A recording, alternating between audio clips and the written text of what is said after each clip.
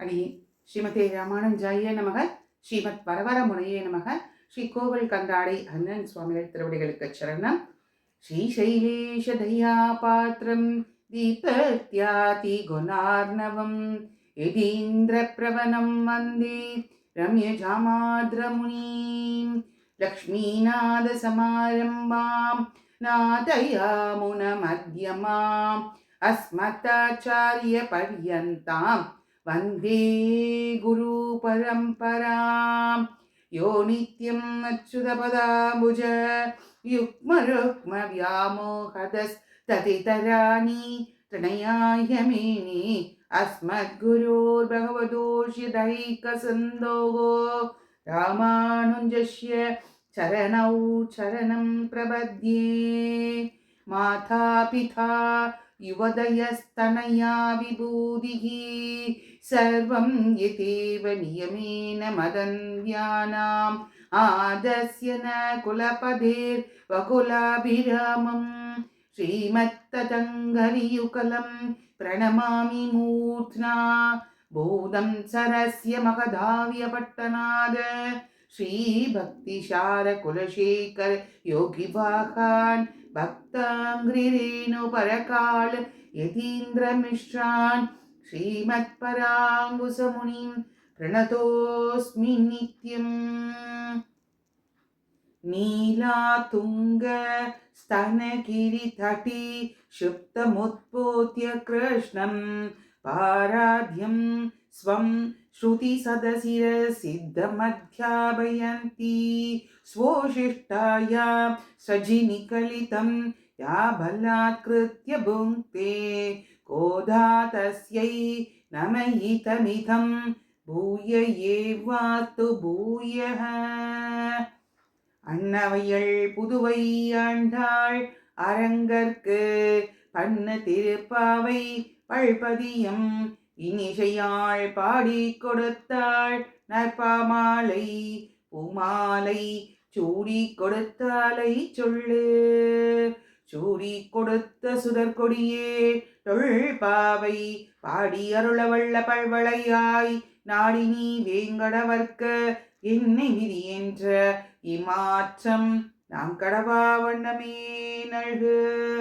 ஸ்ரீ விஷ்ணு சித்த குலநந்தன கல்பவள்ளி ஸ்ரீரங்கராஜ ஹரிச்சந்தன யோக திருஷ்யா சாக்ஷாத் க்ஷமாம் கருணையா கமலாமிவாண்யாம் கோதாம் அனன்ய சரணௌ சரணம் பிரபத்யே.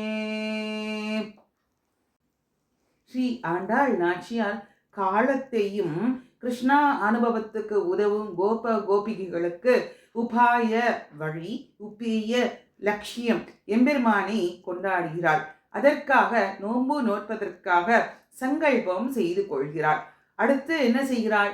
இந்த நோன்பிற்கு அங்கமாக என்ன செய்ய வேண்டும், எதை விடுக்க வேண்டும், அதாவது செய்யக்கூடாதவை என்ன என்ன செய்ய வேண்டும் என்பதை அறிவிக்கிறாள். மேலையார் செய்வனகள் என்று பெரியோர்கள் நடத்தையே பிரபன்னர்களுக்கு வழியாக இருக்கும் என்றும் அவள் அறிவிக்கிறாள்.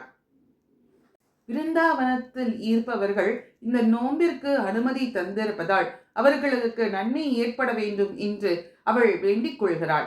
எல்லோருக்கும் கிருஷ்ண அனுபவம் கிடைக்க வேண்டும் என்பதே உள் அர்த்தம். விருந்தாவனத்தில் இருப்பதற்கு நல்ல மழை பெய்ய வேண்டும், மாதம் மும்மாறி பெய்ய வேண்டும் என்று ஆழிமழை கண்ணனை, பர்ஜன்யனை, வர்ணதேவனை அவள் அழைக்கிறாள் 4வது பாட்டில். நாம சங்கீர்த்தனத்தில் ஈடுபட்டால் கர்ம வினிகள் அனைத்தும் தீயிலிட்ட பஞ்சு போலே காணாமல் போய்விடும் என்றும், வரும் காலத்தில் அறியாமல் செய்யக்கூடிய பாவங்கள் போய்விடும் என்றும் நமக்கு அறிவிக்கிறாள்.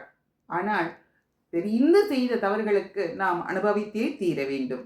ஆக முதல் 5 பாசுரங்கள் மார்கழி திங்கள் முதல் மாயனை மண்ணு வடமதுரை மைந்தனை என்று 5 பாசுரங்களில் எம்பெருமானின் 5 நிலைகளை அவள் அறிவித்தாள் அல்லவா?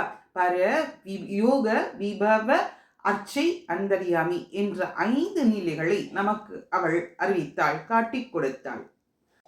6 முதல் 15 வரை, அதாவது பாசுரம் 6லிருந்து 15 வரை ஆண்டாள் நாச்சியார் கோபிகைகளை எழுப்புகிறார்.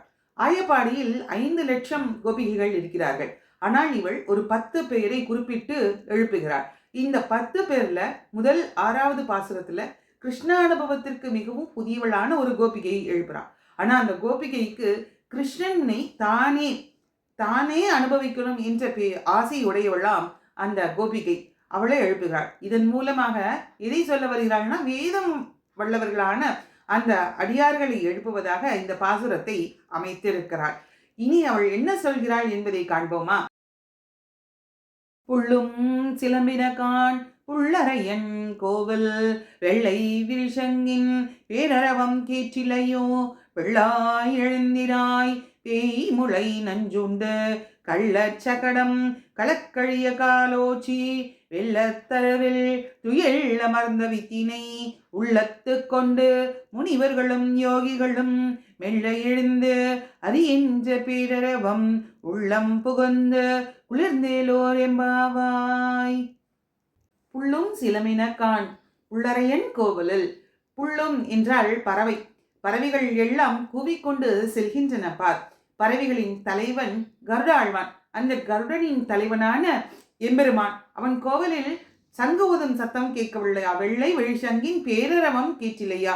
பேர் என்றால் பேரரவம் என்றால் பெரிய சத்தம்.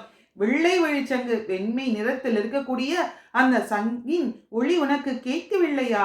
பிள்ளாய் எழுந்திராய் சிறு பெண்ணே, இந்த கிருஷ்ண அனுபவத்திற்கு புதியவளானவளே, எழுந்திரு, உனக்கு இந்த சத்தம் கேட்கவில்லையா என்று ஆண்டாள் நாச்சியார் அவளை எழுப்புகிறாள்.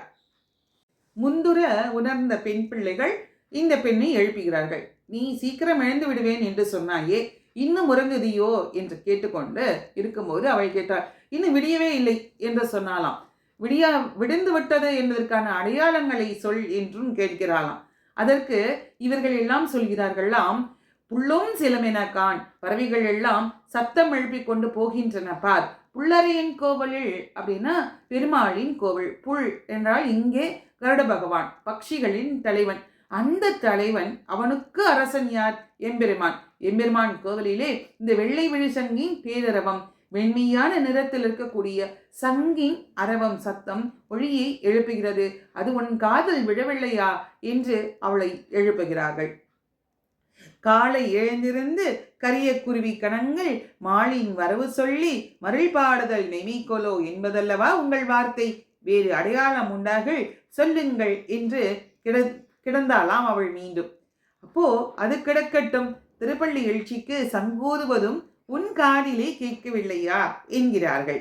சர்வேஸ்வரனே கிருஷ்ணாக அவதரித்திருக்கும் போது இங்க புள்ளரையன் கோவில் என்று ஏன் குறிப்பிடுகிறார்கள் அப்படின்னா, ராமர் பிறந்த போது அங்கே ரெங்கநாதர் எழுந்து அருள் பாலித்துக் கொண்டிருந்தார் அல்லவா?